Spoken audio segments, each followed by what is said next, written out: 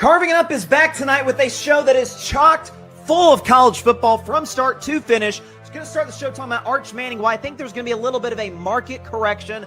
A lot of hype coming in. Rough performance against the Ohio State Buckeyes. Talk about that to start the show. Also want to get into LSU's huge win in Death Valley against Clemson. Why I think this win was not just huge for Brian Kelly, but massive for the SEC moving forward in terms of their to try and continue their dominance as a conference. Talk about that. Alabama. Oh, what is going on? Crimson Tide losing in an upset on the road badly to the Florida State Seminoles. Is this a sign that Florida State's back, or is this a sign that Kalen DeBoer, as great of a coach as I think he is, may not fit the culture in Tuscaloosa, Alabama? Tim Barnard, Arthur Hurst will join the show to preview a brand new college football podcast show that we're going to talk about on the show in 45 minutes. And at the end, Bill Belichick, why we need to see immediate results from him in North Carolina. Carving Up is loaded. College football, start to finish. Drop the beat, baby. Here we go.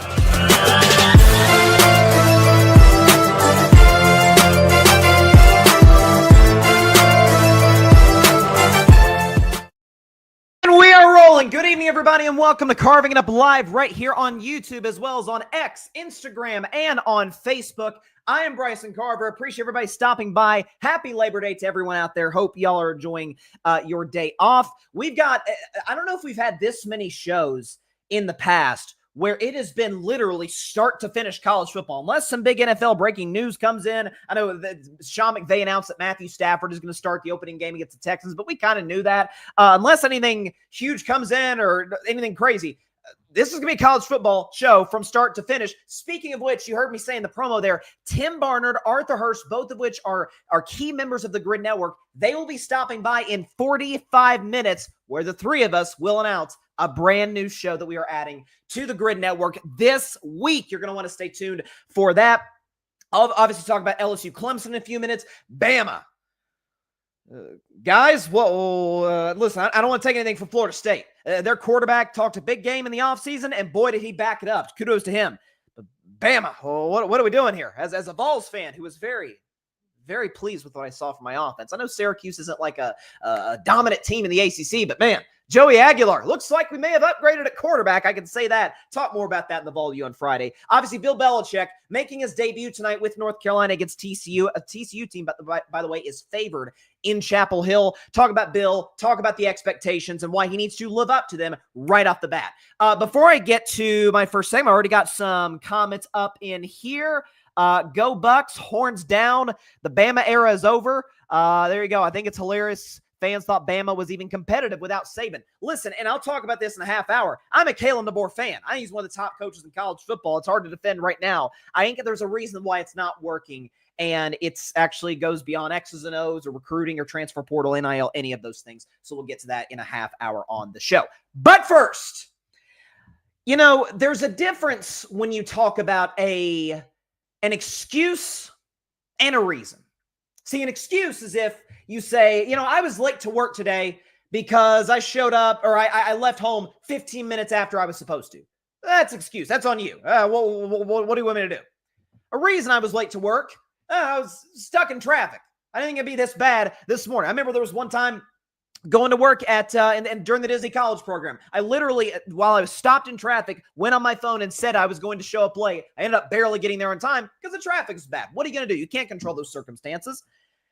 So what I'm about to say, because I'm going to be critical, obviously, in a few minutes, of Arch Manning's performance against Ohio State in Texas's 14-7 loss to the Buckeyes, to the defending champion Buckeyes. Here are the reasons that he didn't play well. Absence play, which we will get to, because Arch did not play well. On the road, at Ohio State, the defending national champions. By the way, an Ohio State team that might have arguably the best defensive player in college football, and Caleb Downs, who was awesome. Yes, on Saturday against Texas. So there's that. Buckeyes, the defending national champions. The Horseshoe is one of the toughest places to go play. It's his first road start. His road start is in one of the most difficult places to play in college football. Like the whole bit, you bring that to the table. Those are the reasons, not excuses, reasons Arch didn't succeed. But the fact of the matter is this. Absent of that, Arch was bad. Arch did not play well at all. I mean, from his first snap of the game, I knew from that first play, I'll be honest. I mean, I didn't think it'd be this bad where Texas only scores one touchdown late in the fourth quarter. People didn't think it was a catch. I thought it was. I thought it was too close to overturn. But whatever the case may be, first play of the game. The guy's wide open the right side, and he dirts it. He skips it. He one-hops it to the guy. I'm like, ooh, that's not good. You got to put a lot more mustard in that. Like, at least give the guy a chance to make a play. Ball hits the turf at the feet of the receiver. Thinking, oh, that's not an ideal start, and it didn't get much better. I heard some commentators, including one of my favorites, shout out to Colin Cowherd, who said on his podcast the other day, Arch looked lost out there. Maybe this is the silver lining for Texas fans. And by the way, there's good silver lining. This is still an excellent football team. They're going to be fine. They got 3 cakewalk games until they play Florida in October. But when you look at when you look at Arch Manning, you say, he saw the field fine. He was throwing to the open guys. He was just wildly inaccurate. And there were moments late in the fourth quarter, really that scoring drive for Ohio State, the last drive where it's like, holy crap, they're going to go down and tie the game. This could be 14-14. We may get to overtime, and this may be I tweeted, the legend of Arch Manning begins on this drive. Bad for 3.5 quarters, great in the last 2 drives, and then you potentially could go and win the game in overtime and shock a lot of people. He saw the receivers fine. He was just wildly inaccurate. Looked at times like he was, again, he put too much air on some passes, would overthrow guys who were open or had enough separation on the Ohio State DBs. Again, dirtying it to the first receiver of the game. There's a play I thought was interesting. We don't have the rights to show the footage of the game on the show for copyright purposes. But there's a play late in the fourth quarter on Texas's last drive of the game. Okay? Final drive against Ohio State. You get 2 completions where it's all of a sudden, okay, you're down at the Ohio State. You're down at the Ohio State, or you're at midfield, actually. You're at your own 45-yard line, get a 5-yard run, you're at midfield. The play after that, the incomplete pass on the left side, dude's wide open. Again, I wish we had the rights to show the footage on the show, but the guy's got all kinds of separation. Then the third down, you've got a receiver coming across on a little crossing pattern, and you short it to him too. You throw it well behind the guy. So it's like, it's just this, the timing was off. Some of that you give credit to Matt Patricia. Some of that you give credit to the fact the kid's third ever start in his career. By the way, again, this would go more in the excuse category, but can we pump the brakes a little bit? Listen, I'm a Vols fan, so of course I'm going to be a pro Manning guy. Love me some Peyton Manning. I think he's Mount Rushmore of all-time quarterbacks easily. Eli won 2 Super Bowls. Their dad, Arch, was a legend at Ole Miss, and again, due to some bad O-lines, wasn't able to quite succeed in the NFL the way that folks thought he would at the time. But Arch is like the lineal heir. Is he going to live up to the Manning legacy? That, to me, was a more fun discussion than, again, somebody I have respect for in the business, Paul Feinbaum. Man, Arch, best college player since Tim Tebow. Tim Tebow, multi-time national champion, Heisman finalist, multi-time Heisman finalist. That Tim Tebow, who was a terrible NFL quarterback, was never going to succeed in the league because he couldn't throw. But in college, you can make a case Tim's the greatest college player ever. I think it's a joke that Florida has a retired number 15. A joke. But that's another discussion for another day. That's a little unrealistic. This idea, man, he's going to put Joe Burrow's 2019 season to shame. What? He started 2 games. One against Cornbread Western and one against Mississippi State, who might as well be Cornbread Western in the SEC. And again, I think the kid's going to bounce back. If you look at Texas's upcoming schedule, a lot of cakewalks. San Jose State, UTEP, Sam Houston. My guess is they're going to go in October 3-1 and be one of the 5 highest ranked teams in college football by that point. Then again, you got to go down to the Swamp in Gainesville. That's a tough place to go play. Texas is more talented than Florida, but that could be a back and forth. That's a tough place to go win. We know what DJ Lagway brings to the table as one of the top quarterbacks of the conference. So and this is why I said I thought Lenore Sellers was the best QB in the SEC. Garrett Nussmeier, you can make a case for, certainly at LSU. We'll talk about the Tigers in just a few minutes. But there was an element of deep breath, slow down. I think the kid's really talented. There's a reason he was a 5-star. There's a reason he was a top QB in his class, in his recruitment class. And there's a reason that the number 1 team in college football, a team that I think, along with Penn State, had the best roster in college football, is handing the kid the reins. Let's not forget that there were moments last season where when Quinn Ewers, who I was highly critical of, was playing poorly, fans in Austin were calling for Arch. Arch showed his mobility at times. Arch had moments here or there against a great Georgia defense last year in the second half when Quinn Ewers was injured. So, again, there's stuff there to look at and say, okay, he's closer to, I don't want to say the guy that folks thought he would be, because some folks had set the expectations to the ceiling, like, oh, Heisman runaway, but closer to the 5-star high school recruitment, lineal heir to the Manning throne guy than he is against Ohio State. My guess is if these two teams match up again in the college football playoff, he'll be much more prepared, a lot of film to go off of. And the best news for Arch is nowhere to go but up. It's hard to do much worse. We could go and show Arch's numbers. It's hard to do much worse than 170 passing yards. I don't think he had 100 until the fourth quarter. 1 touchdown, 1 pick, completing 56% of his throws, and had a 58 QBR. It's just not going to get the job done.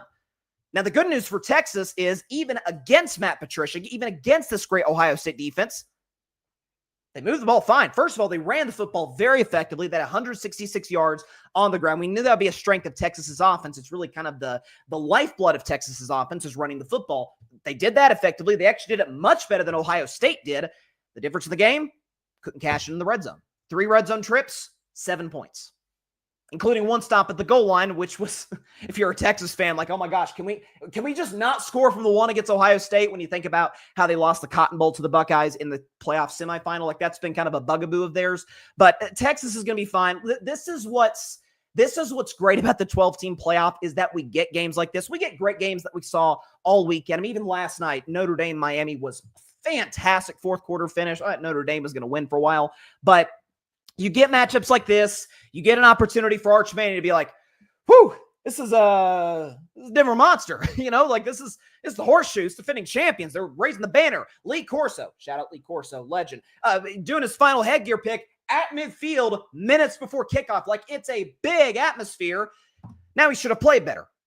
He's got to hit open receivers when they're there. But I wouldn't use this as an opportunity. The only people I would pile on today is not Arch Manning, but the folks that thought Arch Manning was going to be the second coming of Tim Tebow or the second coming of Joe Burrow. Like, he might be. Who knows? Who's to put it past the kid? Joe Burrow was an okay quarterback in 2018, had the greatest college football season ever by a quarterback in 2019. Like, he may get to that point. Sark's a brilliant coach. He's got great talent around him, and the kid's a 5-star with a great last name.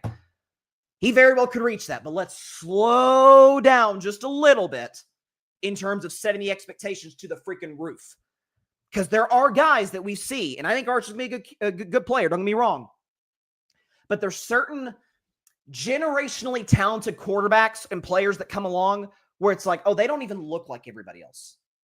By the way, I think you saw it on the other side of the field. He didn't have a huge game, but I think you saw on the other side of the field with Ohio State and Jeremiah Smith. Again, he had 6 catches for 43 yards, but just the physical ability. You saw with Julio Jones at the quarterback position. I remember the first time Trevor Lawrence took over, I forget, was it Kelly Bryant? I think was the quarterback that Trevor Lawrence took over for at Clemson. It's like, holy crap, he looks like an NFL quarterback right off the bat. I know he hasn't panned out the way that folks thought he would, but he doesn't look like everybody else. Caleb Williams, who I have high hopes for. Remember, he comes in relief for Spencer Rattler in the Red River rivalry game against Texas, and it's like, holy crap, who's this kid? That's hard to do. That's rare. So, again, best news for Arch, nowhere to go but up. So I think Texas is going to be just fine. Got some comments right here. Don't forget CJ Hicks and Sonny Styles, 100%. Patrick, who's, by the way, a big Florida State fan. We'll talk about Florida State in a minute. The hype around Arch Manning was not to be desired. Big away game and national spotlight. Like, that's, again, I picked Texas for the record. Like, I think Texas, they were my national championship pick coming in, and I'm not going to back off that after one game. Listen, look no further than the team Texas played. You can have one, I don't even want to call it a hiccup. They lost on the road in Autzen against Oregon. Like, it's by the skin of their teeth. They could have easily won that game. Lose to Oregon, it's like, hey, Ohio State's gonna, holy crap, they wet the bed against Michigan. Basically didn't have a quarterback capable of throwing a forward pass. Like, what? Ohio State, they're gonna make the playoff, but Tennessee's gonna, and then they mop my Vols, and then they mop Oregon, beat Texas, and then beat Notre Dame. That's the beauty of the 12-team playoff. If you're a team that talented, you can have a hiccup. And again, it's weird to call it that just because it was against Ohio State in the horseshoe. It's not like they lost to, Vanderbilt or something, but I think they're going to be fine in the long run. I really do. Shout out to Miami. No question about it. Listen, I was not high on Miami coming in. I still have some concerns, particularly about Carson Beck, who was good yesterday. You got to give him credit where it's due.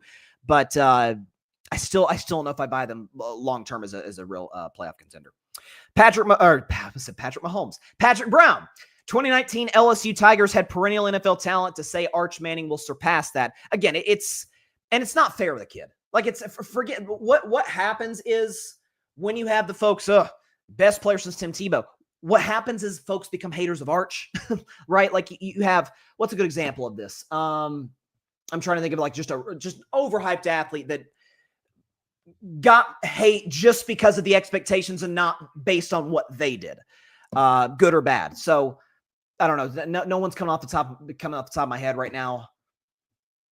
Yeah, I can't, honestly. I mean, I was thinking Trae Young, but Trae Young, because people compared Trae Young to Steph Curry, but it didn't get like out of control. Honestly, I think Caitlin Clark's got more comparisons to Steph Curry, and for good reason. She's fantastic. So yeah, but that's what happens is Arch Manning now has haters just because of folks putting unfair expectations on him, which is a bummer because I think we all know about the Mannings are class personified. There's no question. Here was Arch, by the way, after the loss to Ohio State. Ultimately not good enough. Obviously, you don't want to start off the season 0-1. They're a good team, but I thought we beat ourselves a lot, and that starts with me, and I got to play better for us to win. Can't wait till the second half to kind of get things going. Yeah, listen, he's 100% right. They did have good drives in the second half. They got the ball down inside the red zone. Where, obviously didn't convert at the 1, didn't convert in a fourth down inside the 10 in the fourth quarter. Had a good drive, second to last. Looked like the last drive had some promise, but then Arch missed some brutal throws on second and third down. So yeah, certainly not the debut that he was looking for. I did want to shift to LSU Clemson because this was kind of the second biggest game that we were all looking forward to for this weekend. So listen, by the way, 0 for 2 now for me. Before I even get to this game, speaking of picking college football games, how about Lee Corso? Right. I mean, listen, we understand 30-plus year career as really the face of College Game Day, in particular with the headgear picks, which he first started back in 1996. It was so beautiful. Like he says, when he was making his pick, obviously we all know who's going to pick Ohio State. Like it was only right. The fact that his first headgear pick was Brutus, putting on Brutus's head, Ohio State's mascot, and then he's at midfield and he says, "Give me my first love." So that was a really, really cool moment at the Horseshoe, and the fans were, obviously great in that moment as well.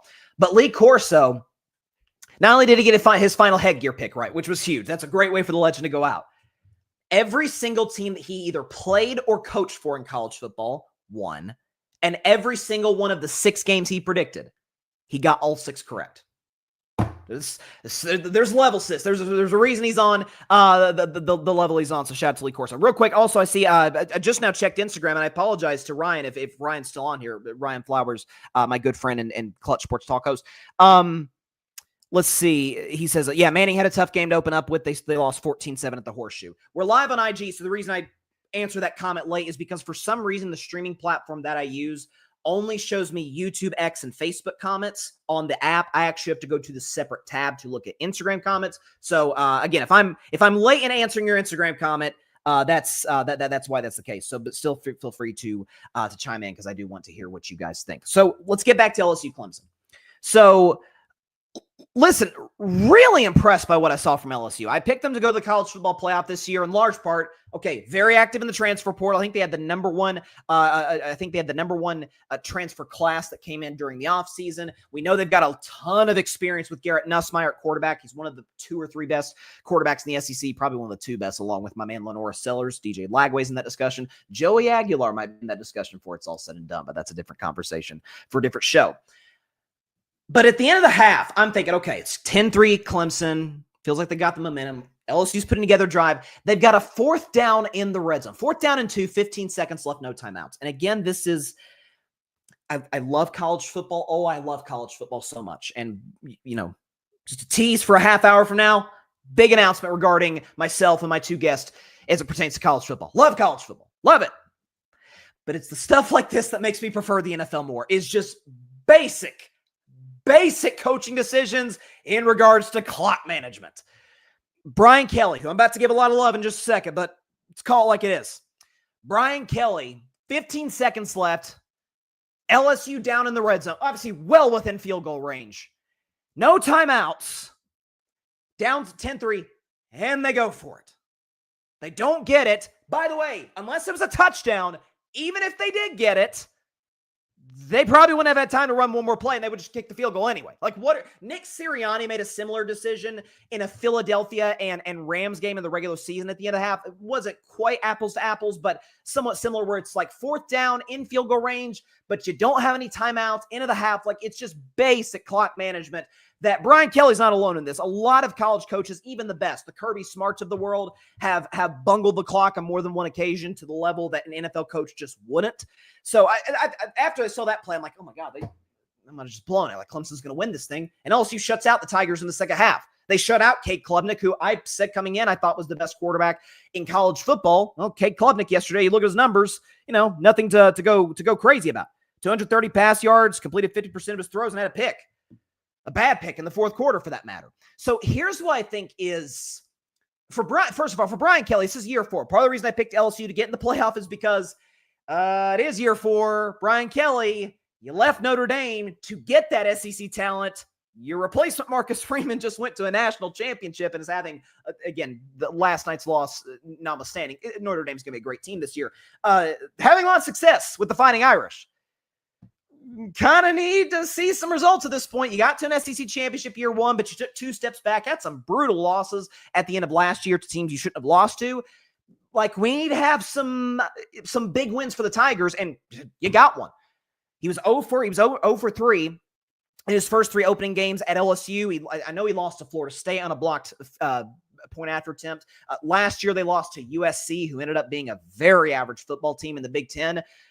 Like, you got to start winning these big games, and he did, and LSU's able to close. So for Brian Kelly, it's huge. I got to say, as a fan of the Southeastern Conference, as a diehard Tennessee Vols fan, even as someone who picked Clemson to win this game, and I've been critical of Dabo Swinney. I've mentioned how I've not been a fan of many of his decisions in the past, to put it mildly, but I was happy LSU won for this simple reason. They saved the SEC from pretty, I don't want to say an embarrassing weekend, but a continuation of a really alarming trend for the Southeastern Conference. Like, there's almost this element of, now if there's conference realignment and NIL, now the SEC ain't as dominant. It's, back in the day when SEC teams in Alabama were paying kids under the table, right, and doing some really shady business. Ole Miss ended up getting caught for doing it. Hugh Freeze, who's now at Auburn now, got a big win against Baylor, but SEC was doing some shady business. They tried to act all pure and all self-righteous. Oh, how could you pay these players? What, like you've been doing illegally? Jeremy Pruitt, by the way. Thank God this happened, by the way. Jeremy Pruitt, former coach of my Vols, got fired for that very reason. And thank God he did, because Josh Heupel is the man, as we all know, in Knoxville. But back to the point. NIL, conference realignment, kind of leveled the playing field a little bit. That's why I think college football is all the more interesting these last couple of years.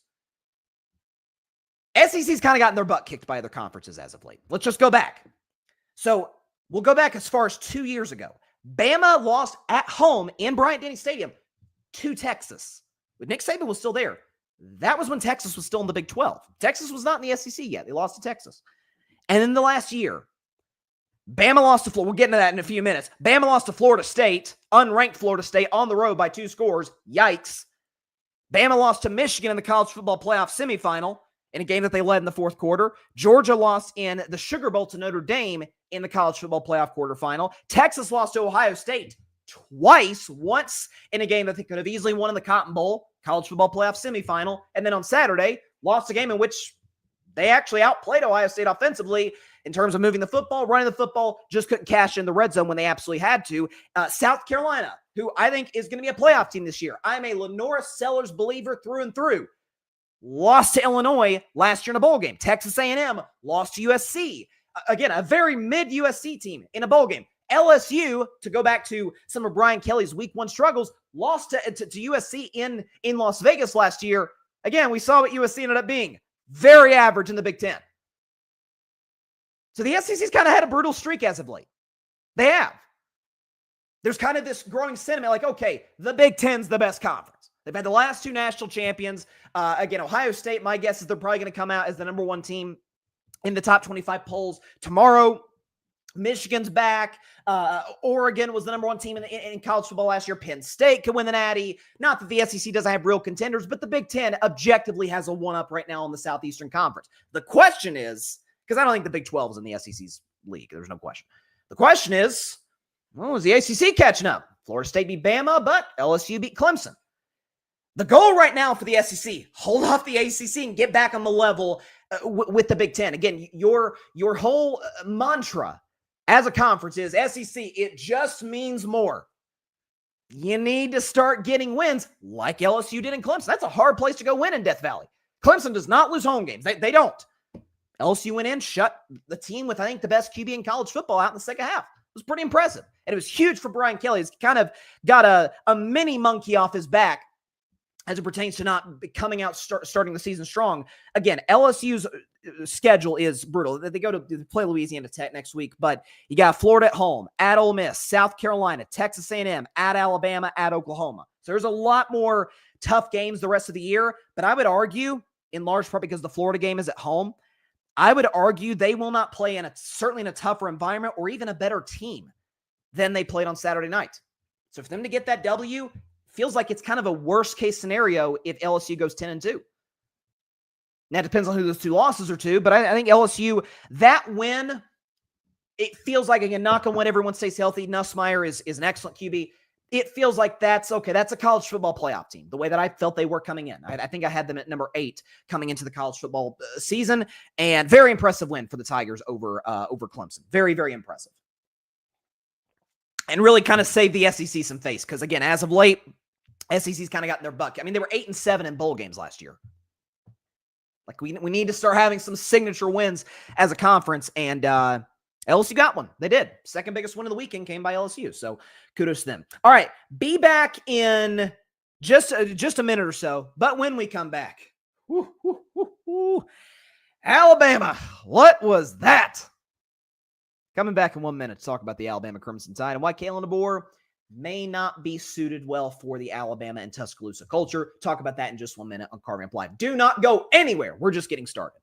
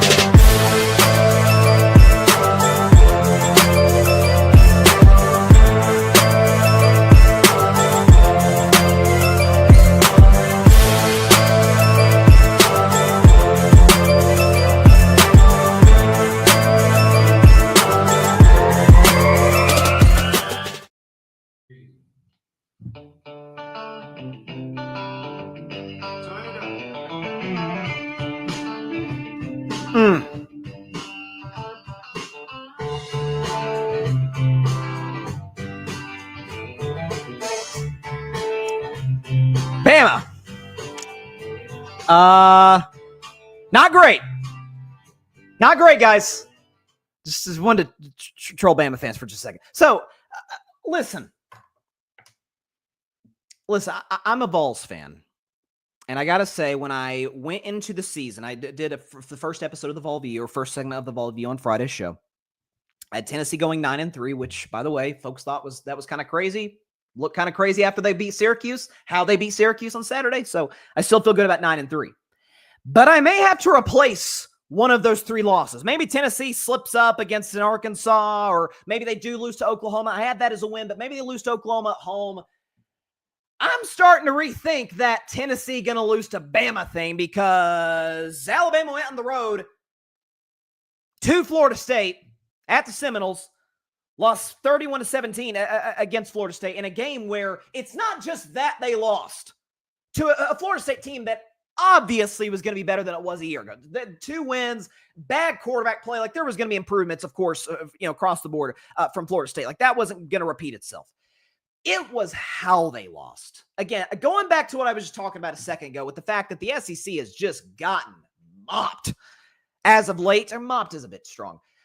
Hasn't won as many big games as we're accustomed to seeing the SEC win as it relates to bowl games, interconference matchups, all those different things. It was the fact that Bama got beat up at the line of scrimmage. It was the fact that the Alabama Crimson Tide ran for 87 yards. Florida State, 230. It was the fact that in a driving rainstorm at the end of the first half, which again, this is, I can say this as somebody who lived in Florida for 4 months. That is so Florida for it to be just a monsoon for about 15 minutes into the first half. I mean, you got Joe Chesator in the broadcast for ESPN like, boy, if it's like this the rest of the game, this could be trouble. Second half starts, bright sunny skies. It's like, that's Florida. It rains like crazy for 15 minutes. Half hour later, it's beautiful. That's why the humidity is what it is in Florida. I digress. It's the fact that in a monsoon and a driving rainstorm, Florida State pushed Alabama around. They pushed Alabama around at the line of scrimmage. That's not what we're accustomed to seeing from the Crimson Tide. Certainly under the greatest coach of all time, Nick Saban. And listen, before I get to Kalen DeBoer, let's give credit where it's due. I don't want this to just be an Alabama bashing session, although it's as a Vols fan, it's tempting not to do that. Can I give some love to Tommy Castellanos, who before the season said, hey, Bama better watch out because we're about to run up and down those guys. We're going to take it to the Crimson Tide. And folks, like myself, like, come on, man. Like, I'm not as high on Bama as some people are. Again, to go up to Paul Feinbaum again, and Paul, nothing against you, Paul. But he was saying that Bama at number 8, that's way too low. Doesn't look so good today. But this kid backed it up. I love it. Listen, I'm not crazy about quarterbacks talking trash, but if they back it up, what are you going to do? What are you going to do?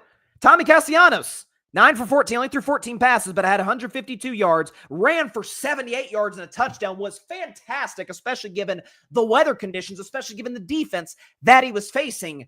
I thought he was fantastic. So love to Tommy Castellanos. Love to everybody. Gus Malzahn by the way, Gus Malzahn is the Tide killer. Go back to 2013 in the Kick 6 game. Go back to, I think, 2017. They beat Alabama and nearly knocked them out of the playoff. 2019, they did knock Alabama out of the playoffs. So like that's Gus Malzahn has a history of giving the Crimson Tide some problems. And he did that in this game as the OC of the Florida State Seminoles. But back to Kalen DeBoer, who I have been about as favorable to, and I've said many times on the show, I think he's one of the top coaches in college football. Look at what he did briefly at Fresno State. Look at what he did at Washington with Michael Penix Jr. Like the guy, his coaching staffs are always great. Bringing in his OC from Washington to Alabama, I was going to give Alabama a huge boost this season. It still could. Like the season's not over. It just took a big dent. Some of that will depend on what Florida State does the rest of the year. But there's almost an element, and you were going to have questions about, I was going to have similar questions about LSU if Brian Kelly had started his career 0-4 in week 1 games. There's an element of, in college football, the pro sports are different. You can have a guy from Georgia be the head coach of the Arizona Cardinals, and it doesn't really make a difference, right? Like, because this guy's coming from all over the place, different backgrounds, drafted from different colleges all over the country. Like, there's not, because the vast majority of the NFL, with the exception of Green Bay, Wisconsin, pretty much, are big markets. There's stuff to do. It's multicultural, like the whole bit.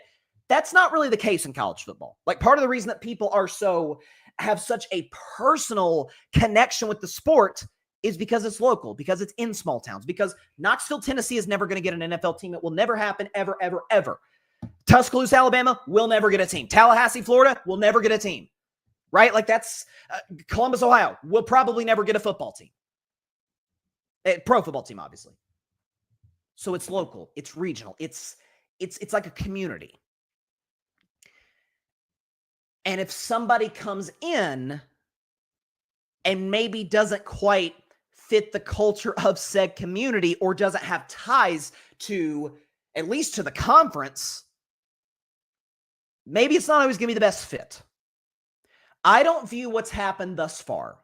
Bama lost their first week 1 game in 24 years. I think 2001 was the last time they lost in week 1. Kalen DeBoer's 9-5 to start his career.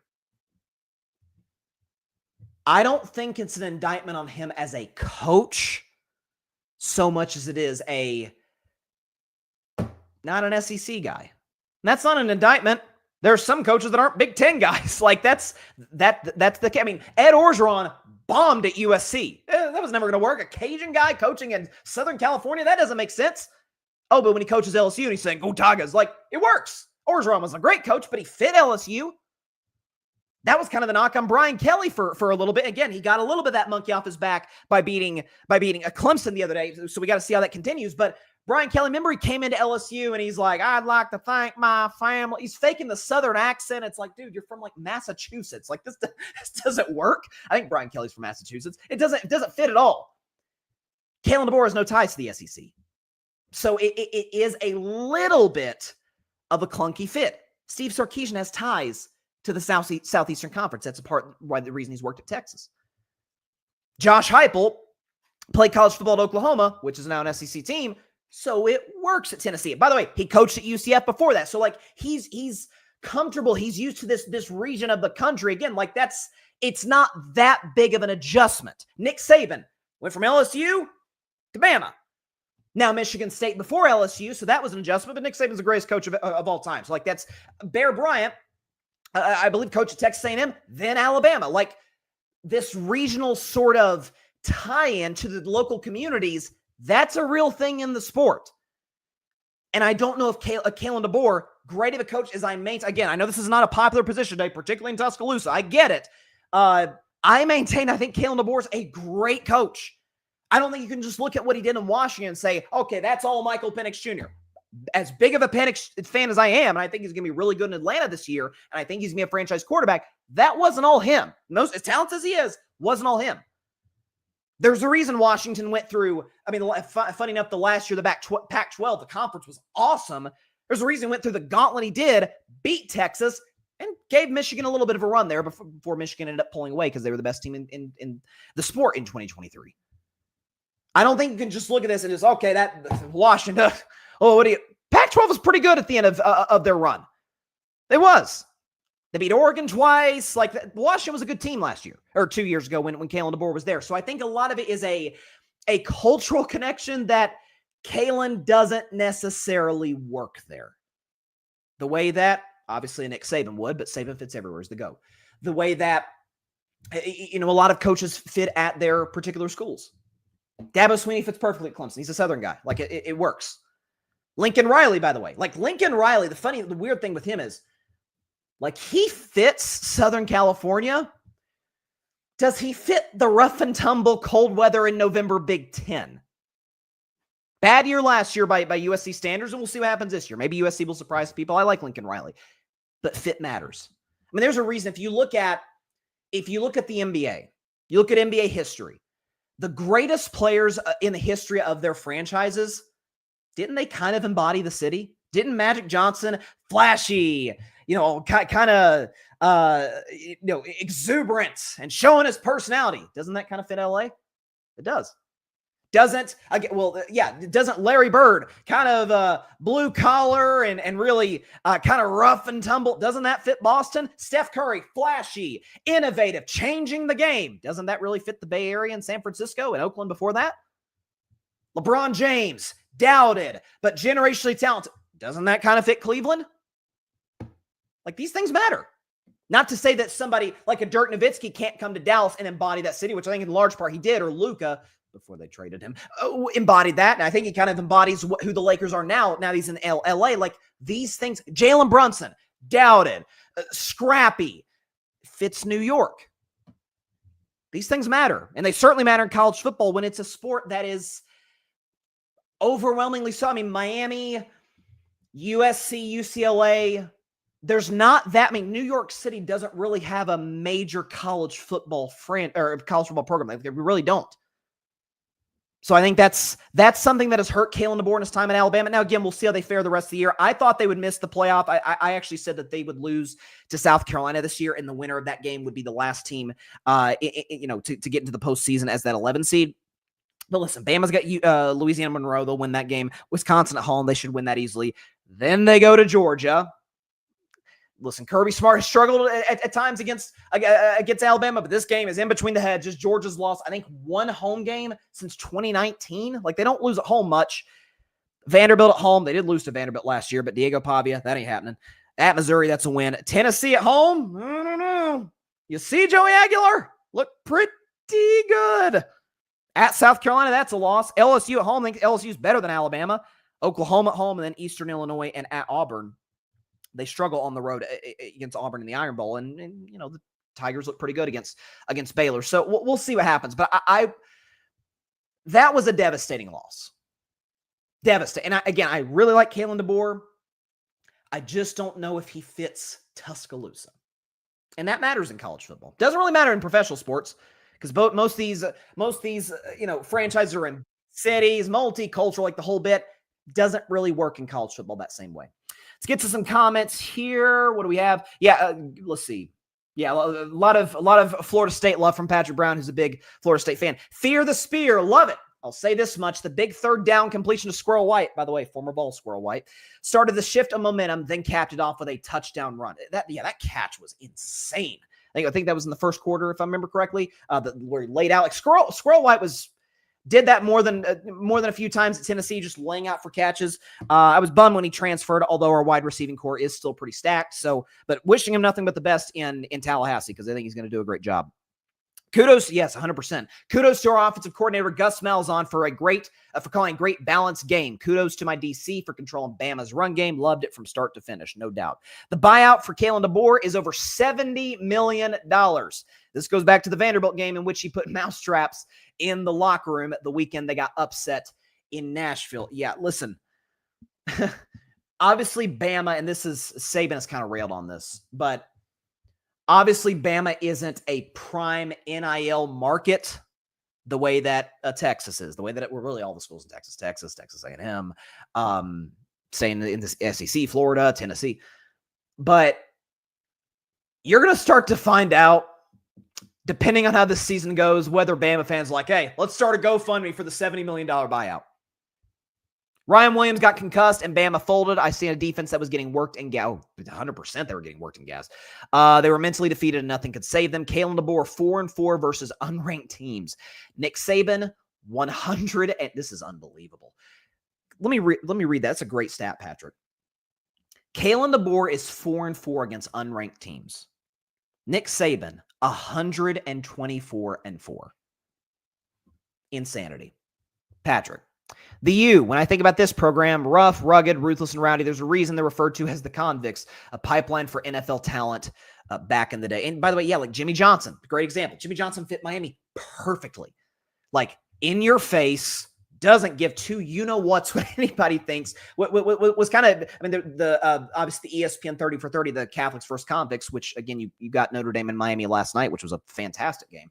But that was kind of the theme of it, was Jimmy was like, hey, show up on time, do the plays as I say you do them. Everything else, you do your thing. For better or for worse, you do your thing. Be a flashy football team, get in the other team's face. Folks are going to call you arrogant. Folks are going to, who cares? We're just going to kick everybody's arse all season. So, fits perfectly. Going to be getting, I see Arthur's in the green room right now. Hopefully Tim will be able to join in just a second, because we're going to have a really, really special announcement on Carving Up Live. Not for Carving Up Live, but something I'll be a part of soon. But I did want to say, just on the front end, liked, and I'll evaluate, or I'll elaborate on this more on the Vol View on Friday. I got to say, pretty impressed by Tennessee's offense. Pretty impressed by my man Joey Aguilar. Can we show Joey Aguilar's numbers in this game against Syracuse? 247 yards, 3 tuds, completion percentage only 57%. He threw some passes high. You got to clean that up, but a little bit better than his predecessor. Can we see what Nico Iamaleava did at UC? Ooh, yikes! Against Utah, $136 yards, a touchdown, a pick. 50% of his throws were completed. 50 QBR, not great. Looks like Tennessee may have upgraded at that position. Almost like leaving Josh Heupel a stacked receiving core, and by the way, a lot of NIL resources for one of the worst teams in the Big Ten was not going to work out for you. But hey, who am I to question the decision-making around Mr. Iamaleava? Okay, we're going to bring on 2 guests now. So joining us first, he is the host of the Boston Sports Summit and a fellow Red Sox fan. By the way, Red Sox 2.5 games back at the top of the division, and he is also, unfortunately, for the purposes of the show, he's a Florida Gators fan. Would you please welcome Tim Barnard, who is joining? Do we have him? Oh, hold on, maybe we have him, maybe we don't. Hang on, I think we have Tim. Let me get this loaded here. Here we go. Maybe is Tim there? There he is. There it is. Joining the show right now, and he's doing the Gator show. Like, what are we doing, Tim? What are you doing to me, man? How are you? I'm good, man. How about you? I'm good. I'm excited to make this announcement. So great to have you on the podcast. Trying to get the right background going here. Do we have it? There we go. Okay. Joining us now is a Gryd Network contributor. He is also, by the way, the defending season 2 champion of the 8 o'clock spot. He is also co-hosted alongside me on our Big Game Reaction podcast. Please welcome Arthur Hurst to Carving It Up. Arthur, how are you, my guy? What's going on, BC? Tim, what's going on? How we doing, fellas? What's going on? I'm good. I'm excited to be here. By the way, that's a bad banner that was from a previous interview, so I apologize. We got a very exciting announcement, though. So, by the way, all 3 of our teams coming off of a W. Arthur, you guys taking care of Texas in the game of the weekend. Tim, you guys took out, what was it, Cornbread State? What was that? I think it was. What, even better. Long Island University. Long Island University. There you go. And then my Vols taking out Syracuse. But let's just get right to it. We've got a very special announcement on the show. Can I have the drum roll, please?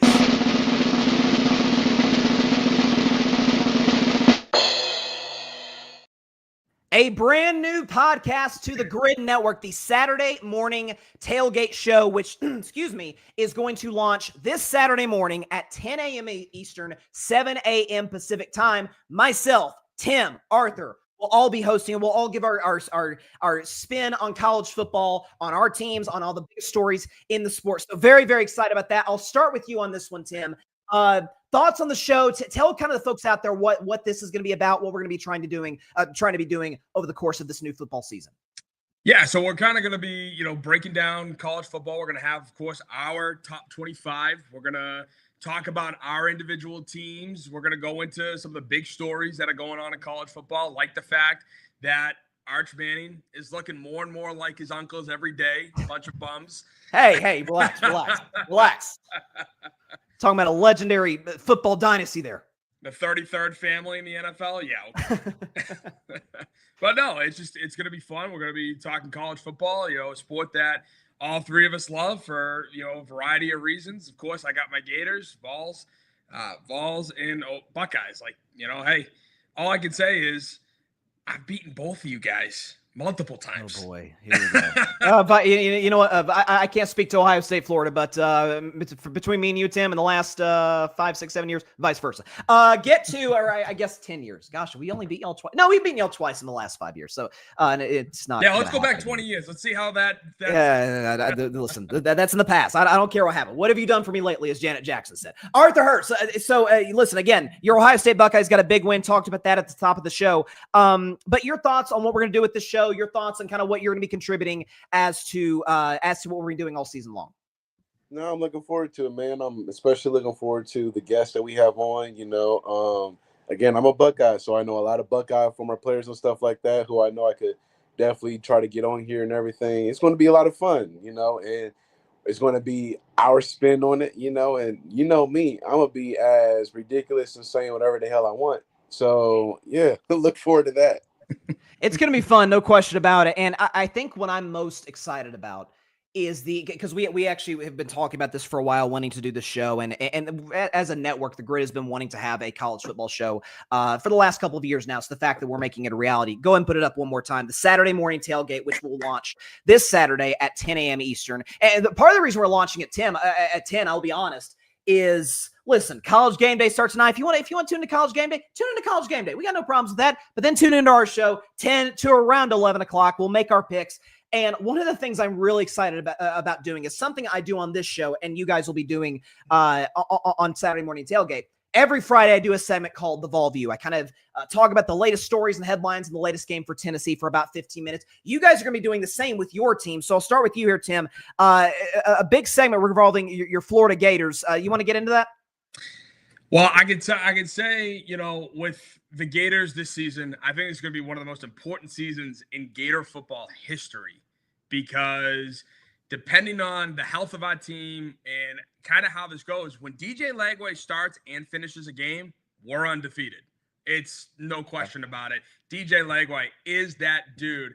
And DJ Lagway, it sucks that this kid has to have all this pressure on him as a true sophomore, but he also has his coach's career in his hands. Yep.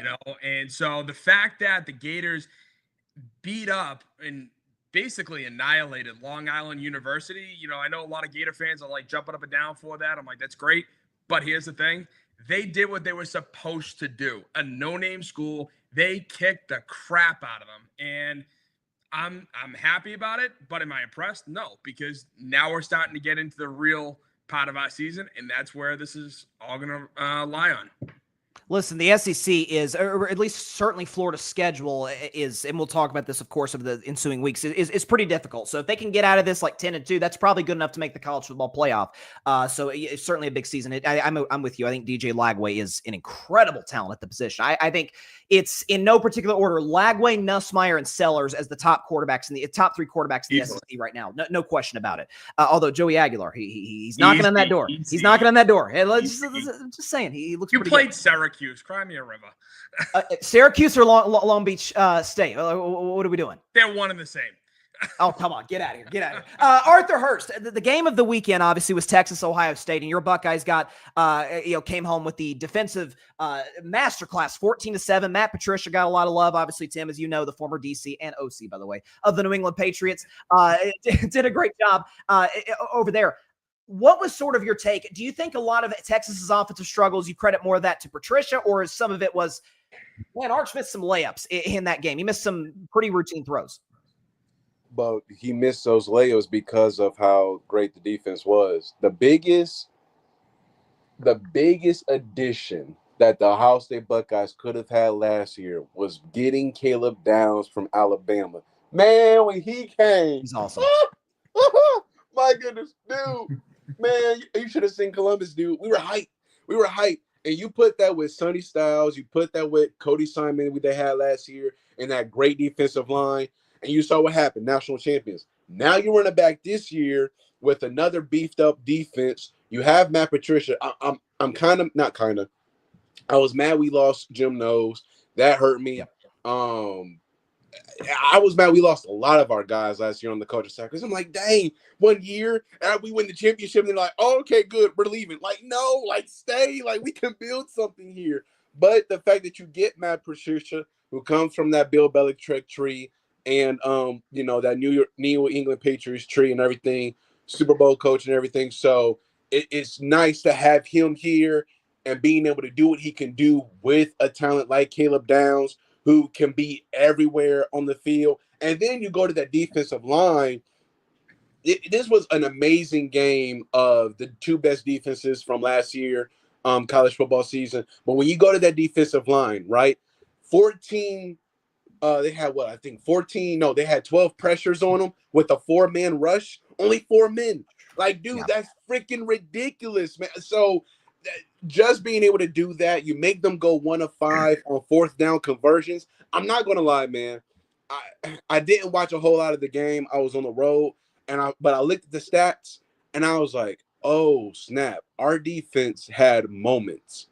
Right, our defense had really good moments, because if you look at how Texas played against us, their defense, they kicked our ass.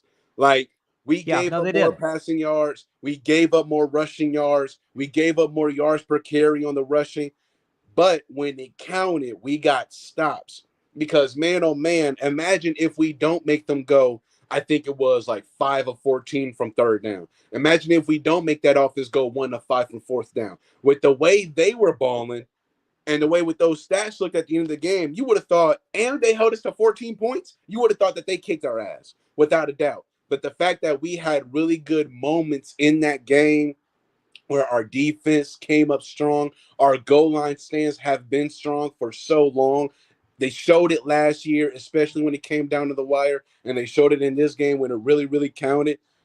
This defense, as long as this offense continues to be able to grow Let Julian Sayin get comfortable in that quarterback position, because since Terrell Pryor back in 2008, he's been the first true freshman to step on a football field for the Buckeyes as the starting quarterback since 2008. So as long as the defense can keep playing the way they've been playing and this Buckeye offense can grow, this team is going to be so dangerous, and I can't wait to see. Plus, we got the number one player in the country in Jeremiah Smith. So yeah, man, I'm really, really happy with how they played Saturday against Arch. And yes, he had his moments. He did not look like a Manning, but I mean, hey, man, credit to the Ohio State defense for playing the way they played. Well, the goal line. Go ahead. I was going to say, all I can say is get ready for the Matt Patricia no blitzers factor. The man hates blitzing, and he lets guys sit in the pocket all day long. So the fact that Arch couldn't take – and granted, yes, your D-line killed it, but I'm just saying, get ready, because Matt Patricia, not as great of a DC as you might think. No, listen, and that is definitely true, Tim. I am not disagreeing with that at all. And that's also the thing, though, where it's like, dude, you have the roster where you can do that. Mm-hmm. You have this roster where it's like, yo, like, yeah, nah, like, you better go blitz. You got to do something. You can't just give. They'll be sitting in the pocket all day long. Yep. You can't do that. You know what I'm saying? Because a lot of these guys are able to scramble. They're able to. I think we may have lost Arthur. All right. I mean, here he is. Maybe Matt does throughout the season, because you have guys who can blitz and really make that quarterback pressure on this team. Yeah, 100%. I think that's again the goal line stand in the third quarter was massive. The fact that Arch was pressured as much as he is, Arch can't. The way he's very different from his uncle Zeke and actually move a little bit. We saw him run for a long touchdown last season. So like the upsides there. As I said at the top of the show, best news for Arch is there's nowhere to go but up. He can't play that much worse than he played against one of the top defenses in college football. Arthur kind of hit on something that I wanted to ask you, Tim. In terms of the Bill Belichick factor. So he's making his debut tonight as the head coach at North Carolina. They're playing TCU tonight. That game kicks off in about an hour, I think. Thoughts on Belichick? Obviously, you're a Patriots fan. That's partly why I'm asking you this question. So in terms of, listen, North Carolina's got like a middle-of-the-pack team in the ACC. I think that's completely fair to say. What are you expecting from Belichick? What's he going to bring to the table that you think could be successful at North Carolina? Or do you think this could maybe bomb a little bit? That's going to be the million-dollar question, because Belichick is a man who hates outside noise. Never liked it. Always says, ignore the noise, Yet he created one of the biggest media storms I think I've ever seen out of any New England Patriot, ever. And we're not going to talk about, obviously, the biggest one, but sure. It was wild, and it was stupid, and so going into this, I think the man is, a savant when it comes to football in general. The latter years of being in New England, he was more concerned about being around coaches and players that he quote unquote liked and wanted to, just kind of chill with, it almost felt like, which it didn't make any sense. Well, that's part of the reason why New England, before Vrabel got in, is littered with nepotism left and right, including Matt Groh, Elliott Wolf, both guys who shouldn't even be in New England. But when it comes to North Carolina, he's in the right conference for it, because while I agree with you, I picked Clemson to beat LSU yesterday, I'm still not high on Clemson. Florida State had a great game. I am not sold, because I don't believe Kalen DeBoer is the solution as the follow-up to Nick Saban. So there are a lot of things when it comes to the ACC that I'm just kind of like, I don't buy it. And I feel like North Carolina, depending on how this game goes tonight, is going to be a team that could compete for at least an ACC title or be in the hunt for one. Well, listen, here's one interesting fact is, TCU played Colorado a couple of years ago when Coach Prime made his debut, and that was when they shocked the world. That was when TCU, they had lost a lot of players, obviously, but were coming off a national championship appearance. And so, like, there's almost this element of some of those players are coming back. Sonny Dykes is an excellent coach. Like, there's got to be that, hey, we played another high-profile game against an NFL legend coming in as a college coach. Like, let's make sure this doesn't happen again. And TCU, by the way, is favored on the road. If I could bring Arthur back in the mix, I did want to ask him this before we get out of here. As far as what you're looking at in Ohio State moving forward, and then I'll leave with this and then obviously promote the show. You look at the schedule, it's not murderer's row. I mean, at Illinois is a kind of tough. I think Illinois could sneak in the playoff, but Penn State obviously is a home game, and then you got at Michigan. Is there one thing? Julian Sand was actually pretty good. I thought he was relatively efficient, played within the offense, didn't make any big mistakes. Anything you want to see from Julian Sand moving forward as it relates to him playing this big competition? Because Texas is a great defense. Man, the one thing we haven't had in a very long time is a quarterback that can pass and he can run. Like, that's one of the reasons I love not since Fields. Man, listen, I look, CJ is different. Okay, CJ was different. But with what we've been able to do the last, I want to say 15 years plus, we've had a guy back there that could run and he could pass the ball. And that's what made us so much fun to watch, and that's what made us so dangerous. Julian, he's a straight pocket passer, but he's going to have to learn, like, I'm gonna have to scramble and I'm gonna have to run a bit. And the cool thing about CJ, and you didn't see it until it was that Georgia game, is that CJ that entire time that Ohio State didn't run. And people are like, oh, he can't run. Well, it's not that he can't run. He didn't have to. His O-line was literally doing everything they needed to protect him his entire tenure. And then when he got to Georgia, it was like, oh, so he does have legs. He can run the ball. Yeah, sure he can. But again, he didn't have to. So I'm going to look at Jalen and Mr. Sane and be like, listen, man, in order to really make this team dangerous, right? Because we have an amazing wide receiver core with Jeremiah Smith, with Brandon Ennis, with Carnell Tate. We have amazing running back room with CJ Donaldson and Mr. Peoples and everything. We have the talent on the offensive side, right? But the quarterback play is going to be the number one thing that matters. And as his time goes throughout Ohio State, he's going to have to learn how to really use them legs to be able to extend the play, to be able to extend drives, to be able to really make the defense crack a little bit, because Jeremiah Smith and Carnell Tate and those guys are going to need a lot more openings on that side of the field, especially when you play against really good defenses. And when you look at teams like Michigan, who comes in with really great defenses, and that's what killed us the last few years, we didn't have a guy who could run the football against them. But you look at everybody else that had really, really great games and were able to get wins against them. You had Justin Fields, Dwayne Haskins. He didn't run the ball all the time, but he could run the ball. Cardell Jones, same thing with him. JT Barrett, Braxton Miller, Terrell Pryor.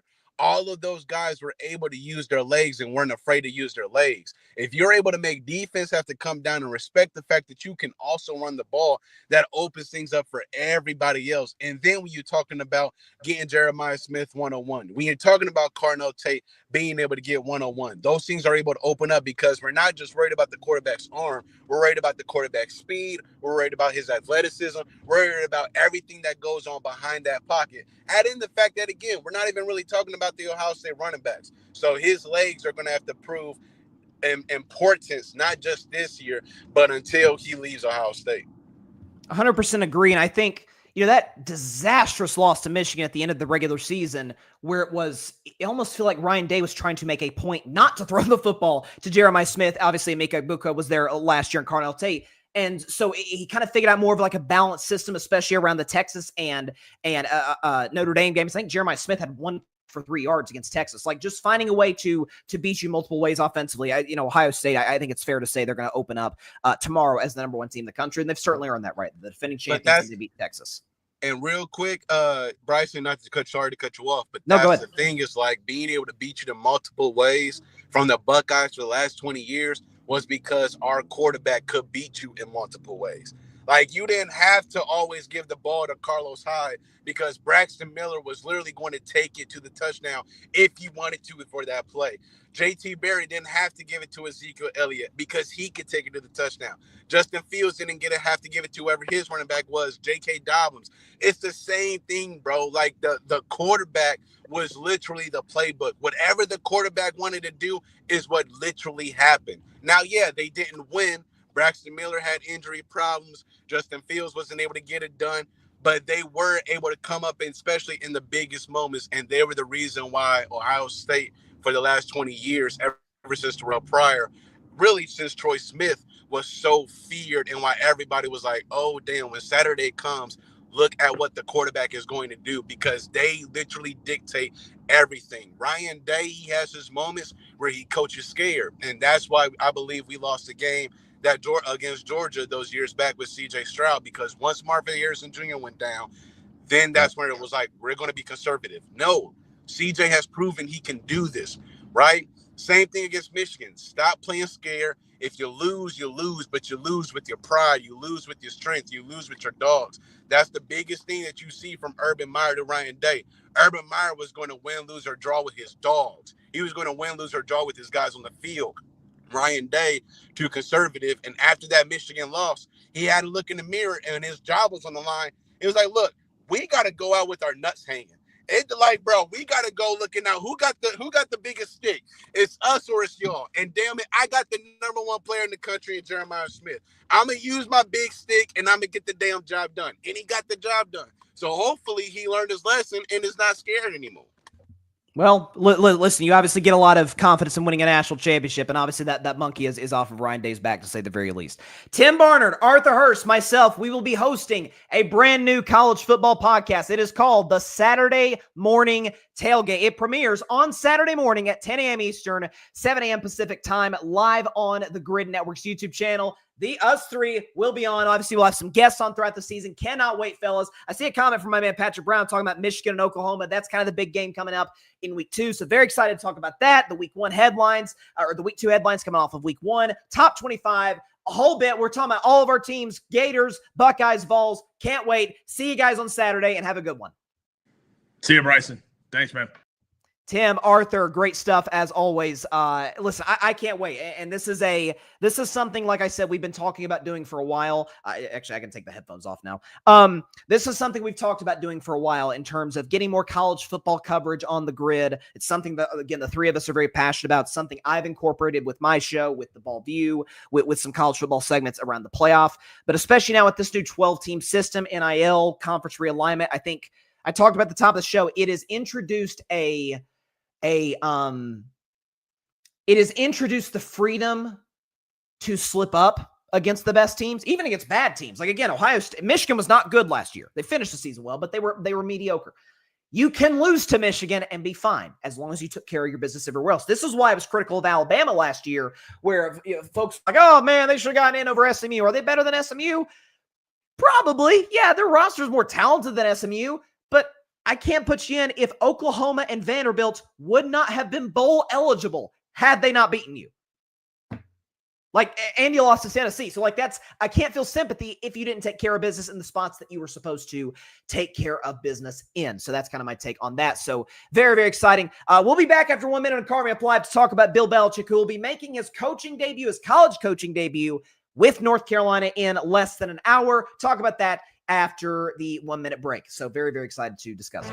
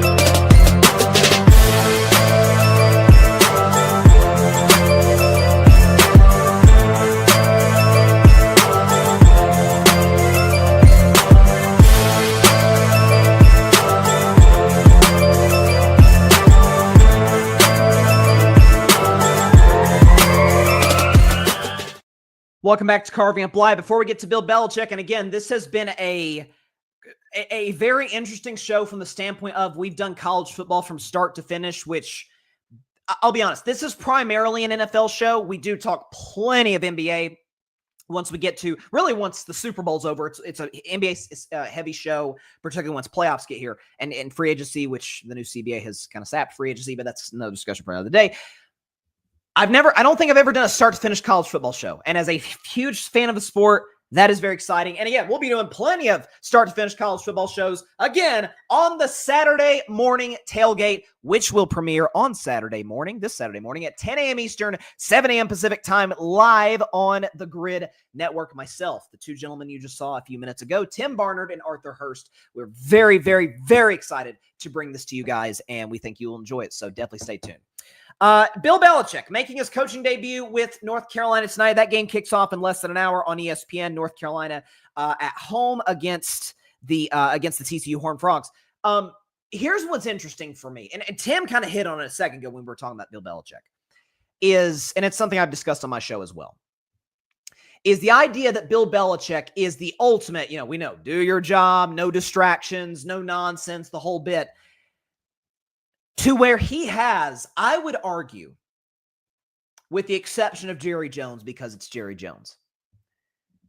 If you take NFL and college football, I'm talking players, coaches, owners, GMs, the whole bit, with the exception of Jerry Jones, and maybe even over Jerry Jones, has there been anybody who has had a more chaos-filled offseason, distraction-filled offseason than the man who supposedly, I've heard Julian Edelman talk about this before, against distractions above all costs? Bill Belichick. Has anybody had a more distracted? And by the way, we have the timeline. We can go ahead and show you the timeline. So he's hired December 14th of last year by UNC, okay? So it's fine. Again, we knew about the girlfriend thing, the age gap. We already knew about that. But then a couple of months later, HBO, hey, Hard Knocks is going to follow UNC this season. 6 days later, no, just kidding. Hard Knocks deal, totally off the table.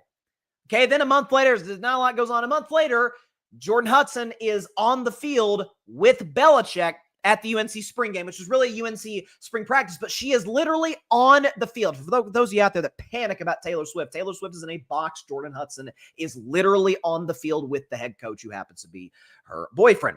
Continuing, it gets worse.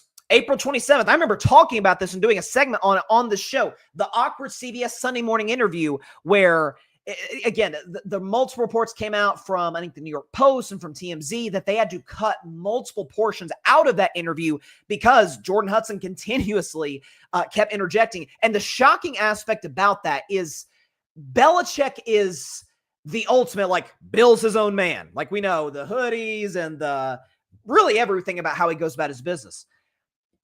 And he clammed up like a shell when she interjected. It's like, whoa, that ain't the Bill I remember. So the awkward CBS interview, it looks bad for Bill, looks bad for Jordan Hudson. Put the list back up. May 6th, and part of the reason he was getting interviewed by CBS Sunday Morning is because he's releasing a book. He releases memoir on May the 6th. May the 9th, reports say that Jordan Hudson has been banned from the UNC facility. A few hours later, UNC refuted those reports. So it's like, okay, where did they initially get those? That Jordan Hudson's is not or was banned from the facility. NBC Sports was the first on it, which I feel like that's a reliable source. But then UNC is like, no, she's allowed to be there. And then August 24th, after Hard Knocks fell through, literally last week, Hulu documentary covering UNC is announced. So in fact, they are going to have a documentary following them. So it has been, listen, with all this distraction, you dang well better have a good season if you're Bill Belichick in North Carolina. So you're starting against TCU, who, by the way, I'm picking TCU. More experienced team, certainly the more experienced college coach than Sonny Dykes, who's been in a national championship, been there, done that. Like, Sonny Dykes is a great coach. So you start at home against TCU. I think TCU's going to win. At Charlotte, you'll take care of business there. Richmond, that's a win. At UCF, probably a win, but who knows? Clemson, you got Clemson at home, that's a loss. Clemson's way better than you. At Cal, I don't know. That's a Friday night game, short week. It's a West Coast game going from Chapel Hill all the way to Berkeley. Like, that's a long flight, a lot for college kids to adjust to. Home for Virginia, that's probably a win. At Syracuse, Hard to tell. It's a hard place to go win. I'd say that's probably a loss. Stanford at home's a win. Wake Forest is a win. Duke at home is a win. NC State on the road, probably a win. So that chalks up to what? 9-3?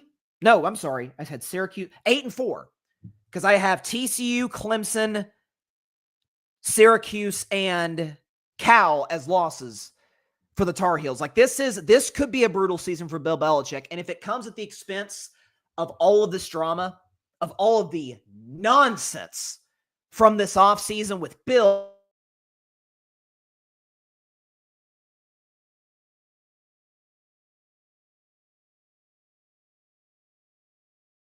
hang on, just cut out there for a second. Apologize to folks out there watching or listening. The show literally just cut out for a second, so we're back. I don't know if UNC cut the Wi-Fi or something, but we're back on the show. No, what I was saying is, though, with all of the just Bill Belichick sounds like football first guy, and just about every single story regarding Bill had nothing to do with football.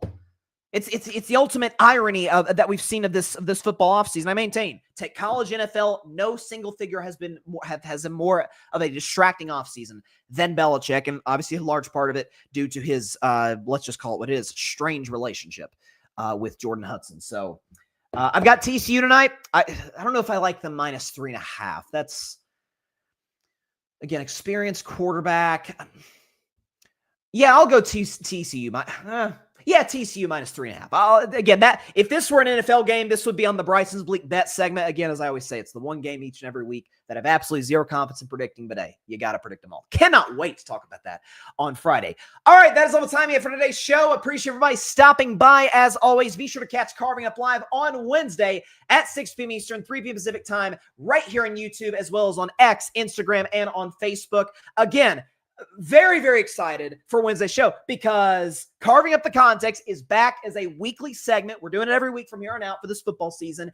And Top 10, Bryson's Best 10, Top 10 teams in the NFL, that is back this Wednesday. My top 10 teams going into week one. Continue to follow the YouTube channel. Subscribe if you have not done so already. We're continuing to upload previews for each and every division from my prediction show last week. So definitely check those videos out on the channel. We'll upload some stuff, of course, today. But of course, the main attraction tonight, Saturday morning tailgate, the brand new podcast on the Gryd Network with the two guests you saw about 20 minutes ago. Tim Barnard and Arthur Hurst and myself will be hosting this podcast Saturday mornings at 10 a.m. Eastern, 7 a.m. Pacific time, live on the Gryd Network on YouTube and X and on other platforms. So definitely check that out. Cannot wait to launch it with those guys, and we're going to have a lot of fun to kick off your college football Saturday mornings.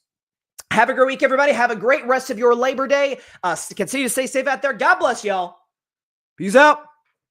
Joey Aguilar's the man. Thanks so much for watching the show on YouTube, and be sure to go click that big red subscribe button and check out the other clips and full shows from Carving It Up Live, as well as our other incredible content creators here on the Gryd Network.